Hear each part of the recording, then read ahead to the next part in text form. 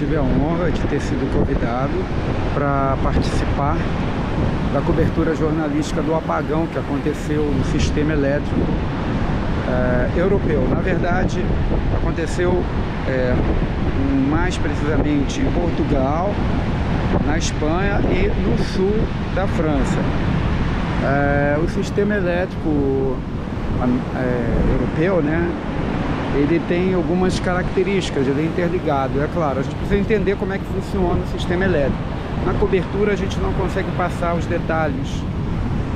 Até tem uma das emissoras que ela tem uma qualidade, né, mais aprofundada de reportagem, né, de entrevista, mais técnica, a gente consegue falar um pouco mais, mas aqui eu vou poder explicar um pouquinho melhor, também não posso me prolongar muito, é um vídeo rápido, como funciona o sistema elétrico.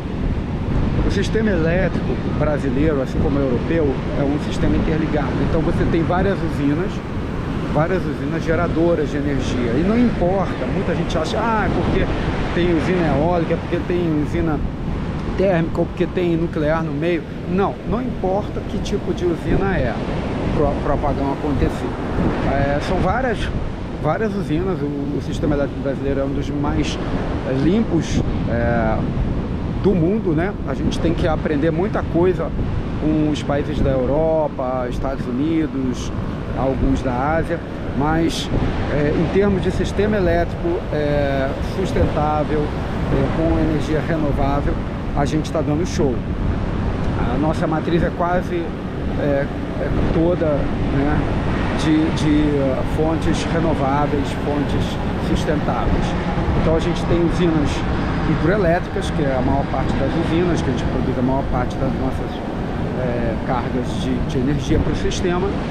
A gente tem usinas térmicas, né, termoelétricas, que são usam óleo, gás. A gente tem usinas nucleares, que são as mais delicadas, que são as usinas que menos são solicitadas a subir ou descer potência. Elas ficam ali funcionando da maneira mais regular possível para evitar qualquer problema, porque afinal de contas elas são usinas nucleares, Angra 1 e Angra 2. Aliás, eu tive a oportunidade, a honra de trabalhar muitos anos na sala de controle principal de Angra 2, então é por isso que eu aprendi sobre o sistema elétrico brasileiro. Temos usinas eólicas, temos usinas solares e todas elas produzem energia. E quando entra energia dentro do sistema, não importa a origem, essa energia ela vai entrar no sistema, que é todo interligado. Então a energia passa, você não sabe de onde que está vindo a energia que está alimentando a sua casa exatamente. Na verdade, o sistema é todo interligado. E obviamente, além das usinas, para que a energia chegue até a nossa casa, até os consumidores, como por exemplo as indústrias, o metrô, os trens, enfim, a energia chegue aonde ela tem que chegar, ela tem que percorrer um caminho que a gente chama de distribuição, linhas de distribuição. Começa com linhas de alta tensão, com 500 kV, né? Não vou ficar entrando nas unidades técnicas de engenharia, mas é altíssima tensão, porque isso ajuda a economizar custos de perdas e é melhor que seja em alta tensão. E depois, quando elas vão chegando perto da cidade, dos consumidores, você vai abaixando a tensão em subestações. Então você já deve ter ouvido falar de subestações. Então são instalações onde você tem transformadores, uma série de equipamentos para você abaixar um pouco a tensão e retransmitir em outras condições. E assim vai até a média tensão, até a baixa tensão, que no Brasil é em torno de 127, 220, que é o que chega em casa. Assim como as usinas podem dar um problema e causar um apagão, as subestações também podem. E as próprias linhas de transmissão, porque elas têm torres, então você tem uma série de possibilidades de acidentes, tem cabos, são longas, são quilômetros, milhares de quilômetros às vezes, então você tem várias possibilidades de falha ali. Além disso, das subestações até chegar em casa ainda tem transformadores, tem instalações elétricas que vão fazer parte do sistema de distribuição, e tudo isso pode ter falhas. E é claro que num país como o Brasil ou um continente como a Europa, as falhas acontecem, mas isso não significa que vai acontecer um apagão. Quando você tem uma falha, uma usina, por exemplo, tem um problema numa turbina, eu estou operando lá em Itaipu, avisa que vai ter que tirar uma turbina porque ela começou a apresentar um problema de vibração, algum problema lá qualquer, vai ter que retirar aquela turbina. Você vai perder energia no sistema. Então você avisa a uma sala de controle principal, porque cada usina tem a sua sala de controle. Eu trabalhei em Angra 2, por exemplo, em Angra 1 também. Cada usina tem a sua sala de controle com seus operadores e ele vai pegar um telefone específico, entrar em contato com o despacho de carga da ONS, Operador Nacional do Sistema, uma sala de controle que controla todo o sistema Brasil. E aí eu aviso, olha, aqui em Itaipu vou ter que tirar uma turbina, vai descer tanto de potência. Aí ele vai procurar no sistema, vem cá, a usina, vamos supor, de Santa Cruz, ela está com 50%. Aí ele liga lá para Santa Cruz e fala, ó, sobe potência, sobe para poder compensar, porque está saindo uma turbina de Itaipu. E assim vai. A última a mexer é a usina nuclear. A usina nuclear, o ideal é que ela trabalhe a 100% direto, 24 horas por dia, o ano inteiro. É claro que isso não é possível, tem que fazer paradas, manutenção, etc. Mas o ideal é isso, para quanto menos mexer, mais seguro, né? Mas às vezes ela tem que abaixar a potência e ela precisa colaborar com o sistema, e aí ela faz sim excursões de potência, redução de potência quando necessário. Mas é assim que funciona o sistema. E não é esperado que uma falha qualquer vá fazer um blackout, um apagão. É porque além de acontecer a falha, por exemplo, ou uma torre de uma linha de transmissão caiu, ou uma subestação teve um problema, um incêndio, uma falha no equipamento, no transformador, e aí ela saiu, ou por exemplo, um cabo de transmissão se rompe, ou então uma usina qualquer tem um problema, né, e não consegue fornecer energia, aí falta energia de súbito. Então nesses casos, todos esses, vai acontecer alguma perda para o sistema. E o Operador Nacional do Sistema precisa responder isso muito rápido. E aí ele tem que agir rápido. Os operadores são treinados e os sistemas são treinados para agir com prevenção, né, e proatividade para evitar o blackout. Mas é um corre-corre. Eu já estive em blackout mais de uma vez do Sistema Brasil dentro de uma usina, né, operando e em contato com o despacho de carga. Então não é fácil. Na hora que começa o transiente, a gente chama de transiente, começa a flutuar os parâmetros principais de tensão, corrente, então você começa a entender o que está acontecendo, mas tem que agir muito rápido. Esse é o trabalho do operador. Isso acontece todos os dias, no Brasil, na Europa, nos Estados Unidos, onde quer que você tenha um sistema grande sendo operado. É assim que funciona. Então não se explica uma falha normal, corriqueira, causar um apagão. Por isso que a investigação é longa, porque mesmo que se encontre uma usina que deu problema, um transformador, até você entender um sistema de milhões de consumidores, o que aconteceu de fato para que aquele problema não fosse contornado, porque normalmente quando acontece um problema assim, é isolado aquela área, aquela região, consumidor, é isolado para não contaminar o resto do sistema, provocando um efeito dominó, que é o desligamento de várias usinas. Se você tem um problema numa usina, vai desligar, as outras têm que compensar. Se você sair de súbito e não isolar aquela usina, o sistema, aí as outras ficam sobrecarregadas, não conseguem dar conta e começa a cair uma por uma, e aí você tem um apagão, é o efeito cascata. Foi isso que aconteceu lá, nessa região que eu mencionei de Portugal, Espanha e sul da França. É um sistema onde isso nunca tinha acontecido da forma como aconteceu. Então esse é um ponto de atenção. Chegaram a se falar em ataque cibernético? Sim, essa é uma possibilidade. Quem projeta usinas, principalmente usinas nucleares ou sistemas como esses, eles precisam pensar em terremoto, maremoto, tsunami, furacão, e também ataques terroristas, atos hostis em geral. Pode ser um ato de guerra, e um ataque cibernético também está ali. Isso faz parte da rotina, você investigar essa possibilidade. Mas o mais provável que tenha acontecido é uma falha normal e algum erro nessas manobras que precisam ser feitas ali na hora de responder àquela emergência. E há uma suspeita de que havia um interesse de comutar a fonte de energia, trocar a fonte de energia na região do sul da França, com fronteira com a Espanha, no sentido de ter uma fonte, uma usina que estivesse cobrando menos pela energia. Então, há uma suspeita de que havia um conjunto de usinas fornecendo energia para o sistema e, de repente, achou-se assim, agora está na hora em que a taxa para um outro tipo de energia, vamos supor, uma energia nuclear ou térmica, está um preço X, e agora, pessoal, nesse horário, olha, as usinas solares estão bombando com um preço super baratinho, vamos lá?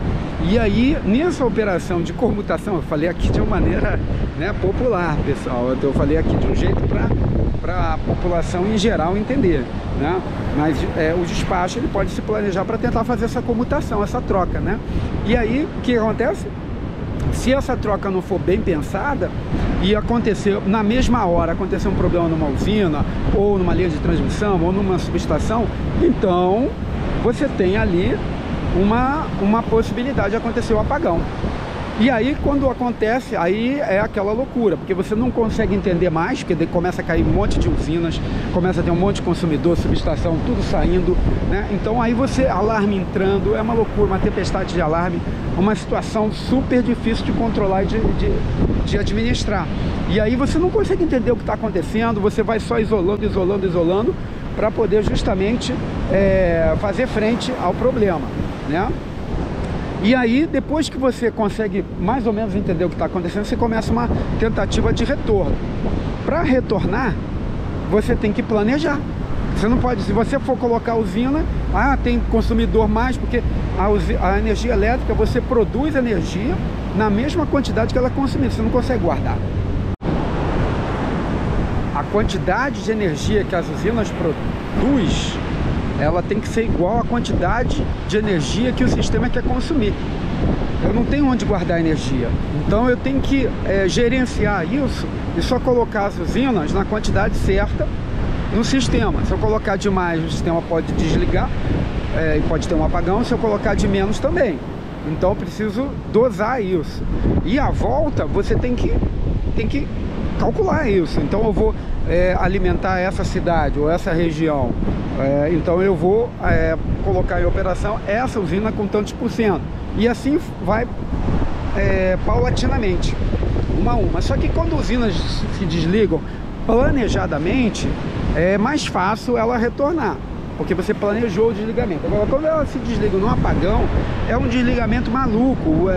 Os sistemas são automáticos, então quando ele percebe que vai acontecer o que a gente chama de rejeição de carga, ou um transiente assim violento que vai causar um apagão, as usinas começam a desligar automático. Então você desliga tudo descontroladamente. Então você vai ter perdas enormes de configuração, para na hora que voltar você tem que ajeitar aquilo tudo, consertar tudo. Uma usina nuclear, por exemplo, ainda é mais complicado, porque ela é muito sofisticada. Então, se você desligar, você tem que até tem uma meia trava. Algumas usinas, ela não desliga toda, ela fica quente, né, aquecida para o caso de necessidade de voltar. Mas outras usinas não, elas desligam totalmente. Se ela desligar de vez, para voltar é muito complicado, porque inclusive tem fenômenos dentro do reator nuclear, que é a formação de xenônio, por exemplo, que envenena o reator. Demora às vezes 9 horas para o xenônio decair no núcleo, né, e você poder religar a usina. Estou complicando? Não, então vou descomplicar. É que a usina nuclear, o núcleo, ela tem vários produtos, não é só urânio, ela vai produzindo vários produtos de fissão. E aí, quando você desliga subitamente, né, uma emergência, você esfria muito rapidamente a usina, você tem uma geração de xenônio, que ele é um veneno para o reator, e ele fica ali por 9 horas, então você não consegue voltar, é muito complicado. Então imagine tudo isso num continente como a Europa ou num país como o Brasil. É bem complicado. Agora acho que dá para ter uma ideia da dificuldade da investigação, da dificuldade de voltar, mesmo voltando tudo, alguma usina ou outra vai operar com algum problema, alguma sequela relacionada àquele evento de apagão, porque esses eventos são tão radicais que eles causam danos, às vezes é uma bomba, um equipamento, um transformador, mas você consegue dar o jeito lá e voltar enquanto conserta, né? Mas tudo isso leva tempo. Então essa é a ideia geral. A gente precisa aguardar as investigações, talvez em 15 dias ou até 30 dias deve ter algum resultado preliminar, e a gente vai ter uma ideia do que aconteceu para um aprendizado, para que outros sistemas como o sistema brasileiro não caiam nos mesmos erros e tenha novos apagões. O Brasil já aprendeu muito com apagões, refez algumas configurações da nossa matriz energética, nós criamos usinas térmicas, aquela da bandeira vermelha e tal, justamente para suprir quando o sistema está vulnerável, por exemplo, com a baixa dos reservatórios de água. Então, tudo isso o Brasil já aprendeu sofrendo com apagões. Agora a Europa tem uma oportunidade de aprender com esse evento terrível. O ideal é que não aconteça, né? Mas eu espero que esse vídeo sirva de ajuda para entender a complexidade. É claro que não dá para estudar isso ali na hora de fazer a entrevista, você já tem que saber isso, né? Porque acontece assim, pá, e você às vezes já está tendo que ajudar aí a população e na mídia a explicar o que está acontecendo. Tá tudo isso na cabeça, mas ali eu não posso, obviamente, passar dessa forma como eu estou passando aqui, que é mais detalhada, para quem tem um pouco mais de tempo para entender o que aconteceu. E claro, os colegas que são operadores de sala de controle de usina nuclear ou do sistema elétrico brasileiro, me perdoem as explicações um tanto que genéricas, necessárias para que haja um entendimento a todos os demais engenheiros e também a população em geral, que geralmente as pessoas que me acompanham por interesse e curiosidade mesmo. Então você tem que produzir na mesma quantidade que você produz, tá? Então a usina, ela precisa disso, da mesma quantidade para produzir a usina. É aquela que ela vai consumir.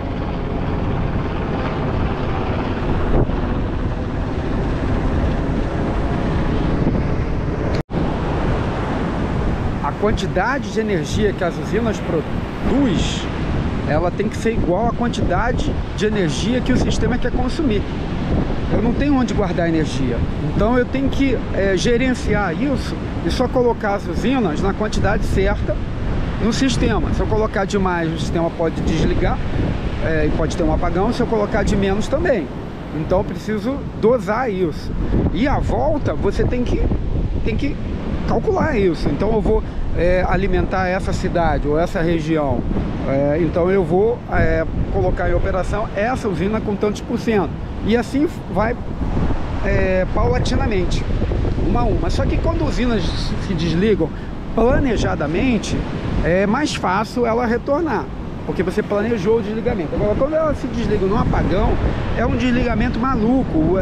Os sistemas são automáticos. Então, quando ele percebe que vai acontecer o que a gente chama de rejeição de carga ou um transiente assim violento que vai causar um apagão, as usinas começam a desligar automático. Então, você desliga tudo descontroladamente. Então, você vai ter perdas enormes de configuração, para na hora que voltar você tem que ajeitar aquilo tudo, consertar tudo.